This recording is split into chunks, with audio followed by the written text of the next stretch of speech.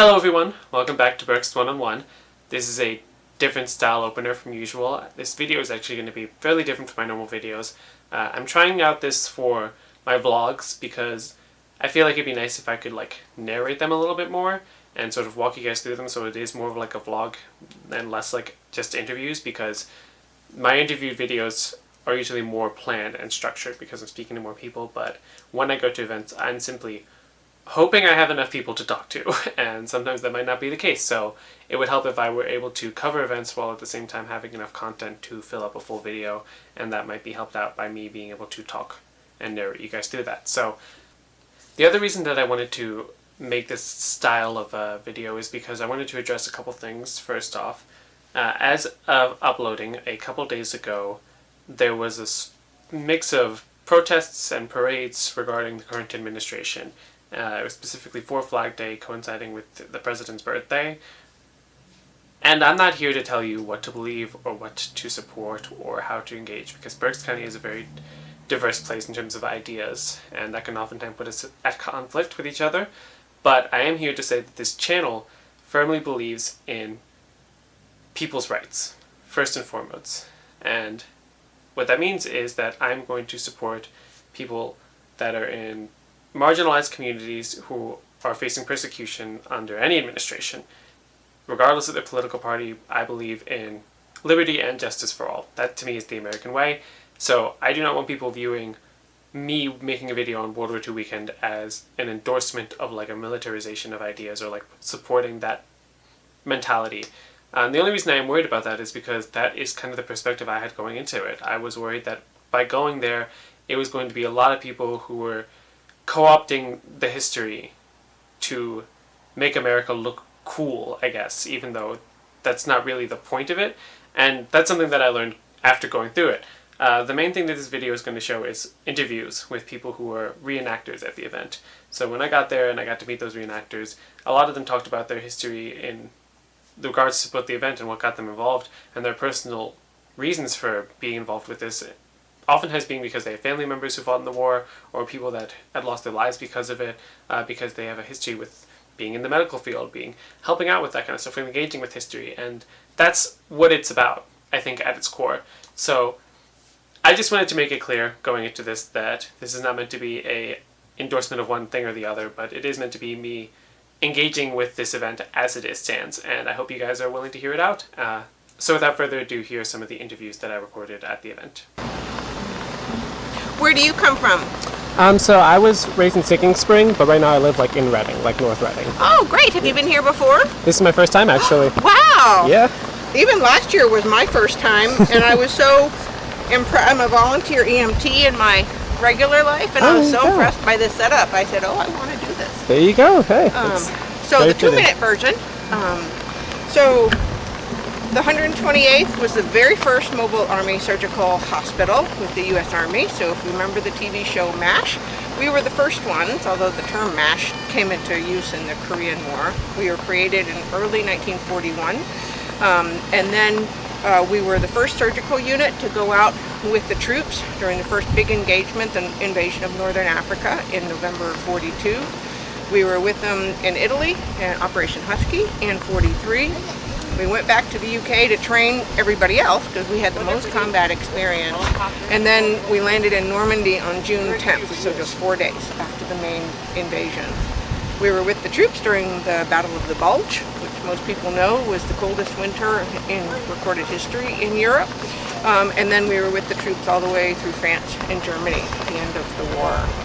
We treated 70,000 patients in 31 months of combat duty. We generally operated between 5 and 10 miles from the front, so quite close. We were 50 tents and 300 staff, about 60 nurses who were all volunteers, and 240 doctors, corpsmen, technicians, MPs, etc. So it was quite a production to move everything, but nonetheless we moved dozens of times during the war. And another really cool thing about our unit is that one of our nurses was the first woman on the beaches of Normandy during Operation Overlord. So it's a really famous unit that did a lot of firsts, that really learned a lot about combat medicine and passed that on to others. Yeah, hi there. My name's Frank Kislin. My part in this is I'm basically the company surgeon.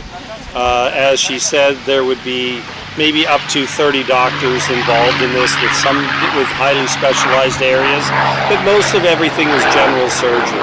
The idea here was stabilization, not necessarily final repair, and then patients would be evacuated back to a final hospital or even over into Europe, over into England, where they would get the final surgeries, the final care, and then eventually shipped back to the United States to VA hospitals.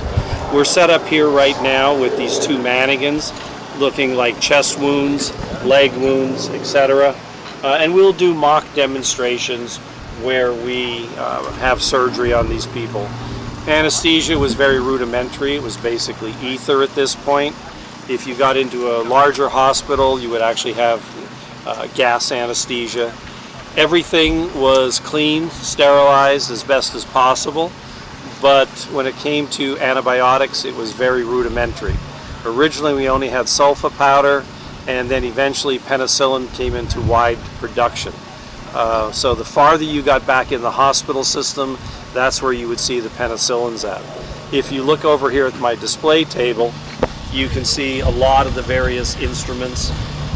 For those people that are medical, you'll recognize a lot of it is still the same stuff we use now. Blood pressure cuff has changed. We no longer have mercury. IV bottles are no longer glass. And even syringes and needles are no longer reusable, re-sterilizable glass syringes and needles that would occasionally have to be cleaned on the inside, sharpened, and everything else. All of the medical stuff was in individually wrapped packages where it could be taken out, used, and then just the packaging discarded. So this is how the system worked. Originally, if you came into an aid station, they would generally be carried in either on somebody's back, walking wounded, stretcher. From there, they could be transported by a jeep to the next section, eventually to an ambulance where they would make it to my part of it, and then ambulances from here back to the final hospitals. So very large, complicated setup involving hundreds, if not thousands of people by the time you make it to the final hospital setup. All right. So this, what the tent setup is basically the marshalling area before we would have went into Normandy. So this symbolizes what the officer's tent would have been like for the mortar section. You would have had a cot there, you would have had your typewriter, and your field desk and so forth, and you would have had another person in here as your orderly to help with documentation and so forth. This here is most of the gear that the paratrooper would have jumped into with Normandy.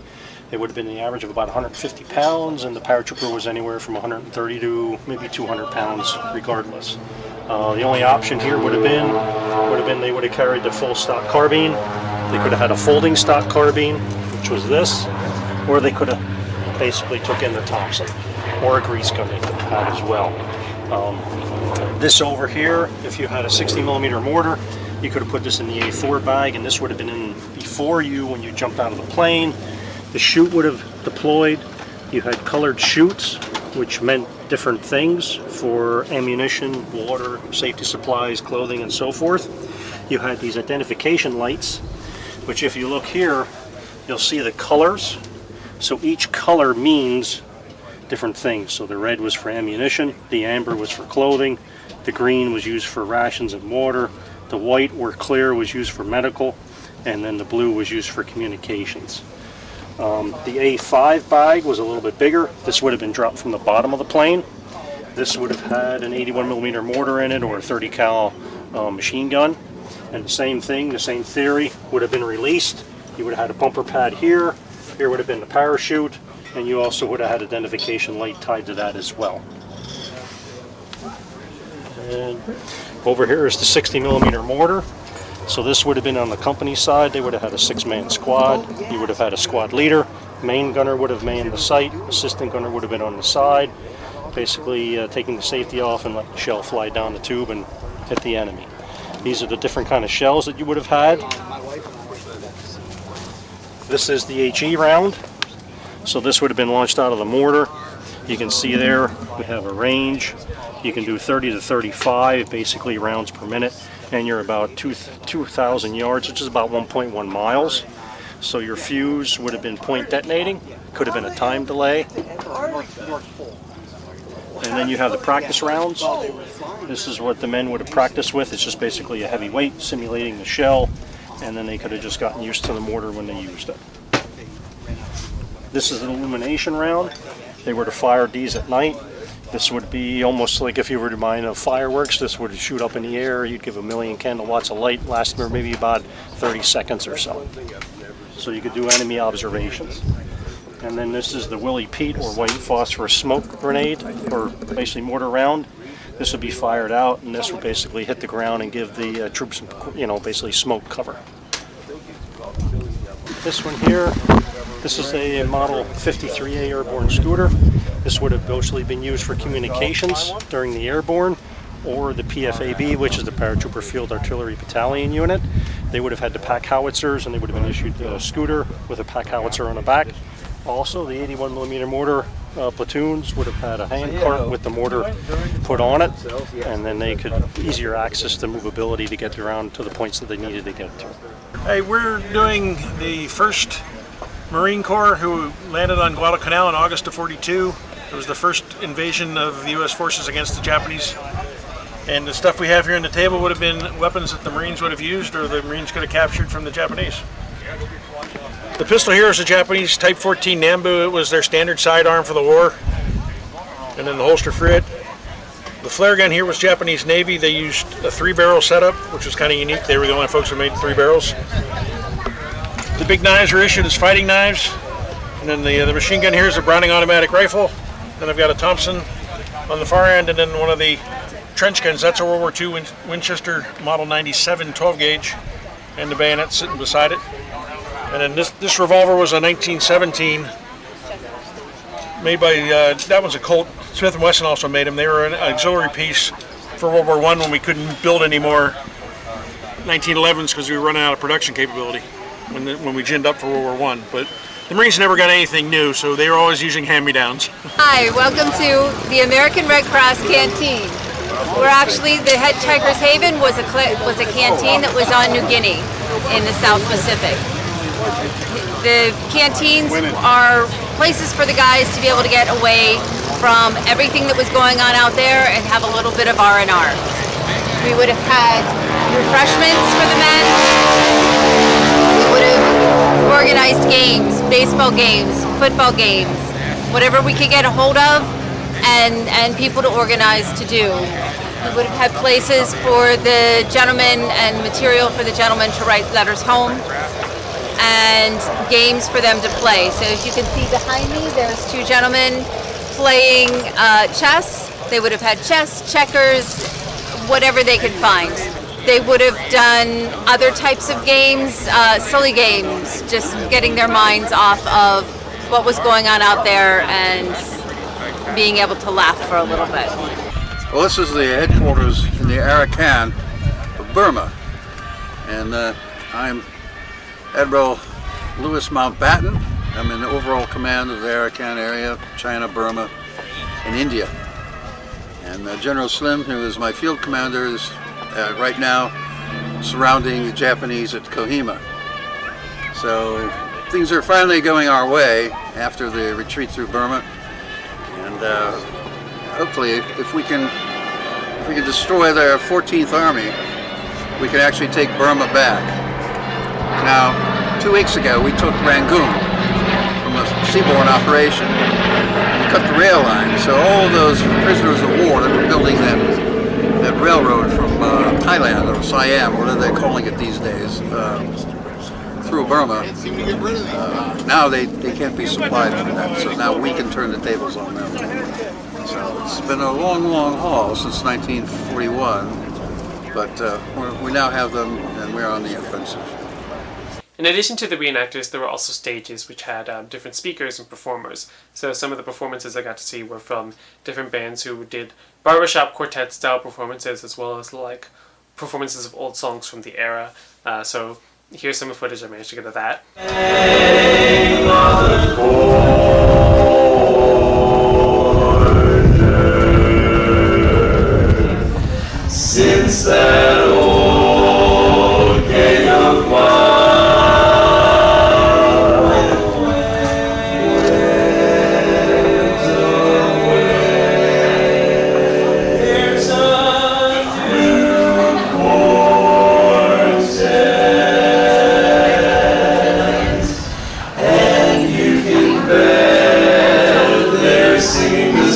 songs we sang yesterday. We are Forecast Quartet. We're from North Carolina and Virginia. I've been singing tenor in barbershop quartets for more than 35 years. And I started in my first quartet when I was a senior in high school.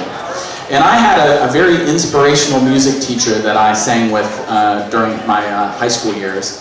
I was originally a band kid. In fact, I met my wife in marching band. We went to high school together. But I was an instrumental kid, and the vocal music teacher at our high school decided she wanted to recruit me into the show choir.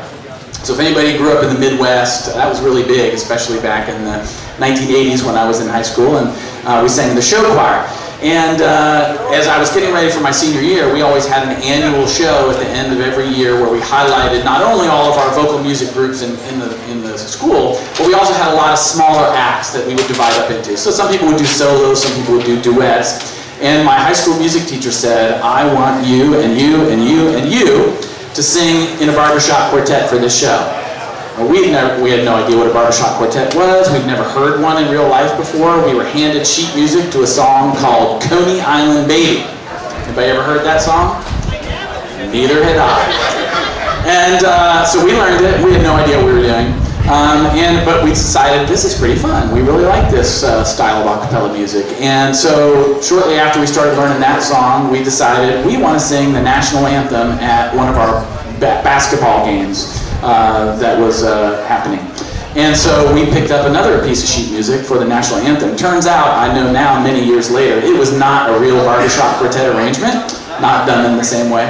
But we sang that, and when we sang that at our school event, one of my history teachers in high school came up to me, to all of us afterward, and said, I sing in a barbershop group with the Society for the Preservation and Encouragement of Barbershop Quartet Singing in America, SBEBSQSA. And he said, you guys should come check this out. So we did. We went and visited this group, which turns out it's a chapter of a national organization around the country that celebrates and helps to preserve barbershop quartet singing, which is a truly American art form. Barbershop quartet singing and jazz are the two styles of music that are unique to the United States and to America. And the first time I heard a real barbershop quartet in real life was at that meeting of these folks. And I sat right up front and I heard this harmony and I said, I want to do that for the rest of my life. And here I am now, more than 35 years later, kind of doing this for the rest of my life. So.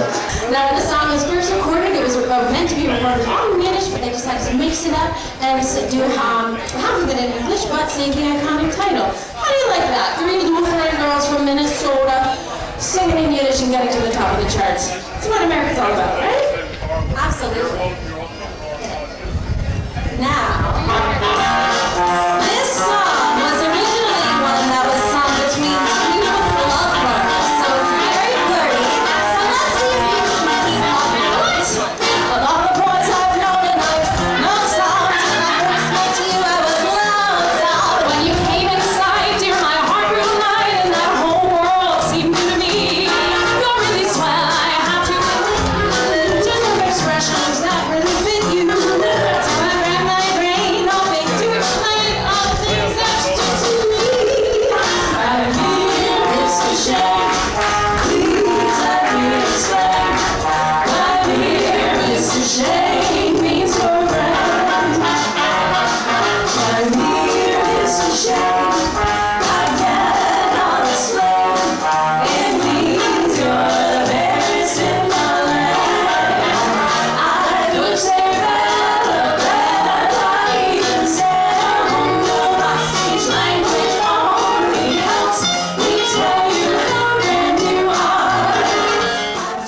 There was also a bit of a fashion show that happened later in the day. I didn't get a chance to capture as much footage from it as I wanted, but I did capture some of it. Around the corner, there were also people who were showing off like dioramas and presentations about different things that were popular in America during World War II. So different suburban lifestyles and also radio shows, which I thought was really cool. It was nice seeing them reenacting the old style of radio shows with the different voices and the different characters and all that. I thought that was very neat, so I was happy to be able to see some of that. Before he leaves for his next engagement at the luxurious Cavalier Hotel and Beach Club in Virginia Beach, you may be able to catch Frank entertaining us at our very own radio station, WRDG, just around the corner and down the main street. Now, let's give Frank a warm round of applause for so graciously making time to appear in today's fashion show. So when Jane mentioned having gone to a doctor, her mother looked up quickly and said, "So, the doctor said you got psychoanalysis? It sounds exciting, Janie. Did he give a prescription?" No, Mother, he's not like the doctors that give you medicine and take x-rays and put you in an oxidol tent. What kind of doctor is that? He's a psychoanalyst. He cures the mental conflicts and he makes you happy. Well, if it makes you happy to be happy, be happy. Personally, any doctor who won't give you medicine is a fraud. That's right, F-R-E-U-D. On top of that, there were also speakers who would talk about their experiences with family members who were part of World War II in one way or the other. Some of them were soldiers, others were people who survived the Holocaust. There was one specific person that I didn't get footage from their speaking because I was trying to mostly listen, but they were talking about their great-grandparents and how they were still living in Vienna during Nazi occupation while their children, her grandparents, had escaped and managed to at first to make their way to the UK, where they were forced to work. They weren't provided much government shelter. They were just simply there working to try to survive, until eventually they did make their way to America, where they had their daughter, who was the speaker's mother, and she was made a US citizen. So that was something that I thought was very interesting to hear, because she talked a lot about how grateful they were that she was able to become a US citizen right away, and also about the fear and the struggle that came from still living in Vienna at the time. And I thought it was striking that you were able to hear so much similar language that is used by people who are suffering today, who are refugees, who are escaping genocides and wars and conflicts across the world. And the way that they speak is the language is so similar. And I feel like that's what's so important about remembering the Holocaust and the survivors of it and the people who endured it, is that they will show us how history will repeat itself and what we can do to prevent that and who we should be trying to help and who we should be trying to protect. And that's something that I'm very grateful to have heard, and I would definitely recommend you guys getting the chance to listen to speakers like that if you ever go to World War II Weekend or anything else related to the Holocaust and survivors of that awful, awful tragedy and their relatives. There were also people, of course, talking about family members who served in the war. I myself had a great-grandfather who served in World War II. He didn't talk about it very much, but it is something that I know is connected to my history. His family was from Poland, and so I even got to speak to some people talking about specific revolutions and historical events that happened in Poland during the war.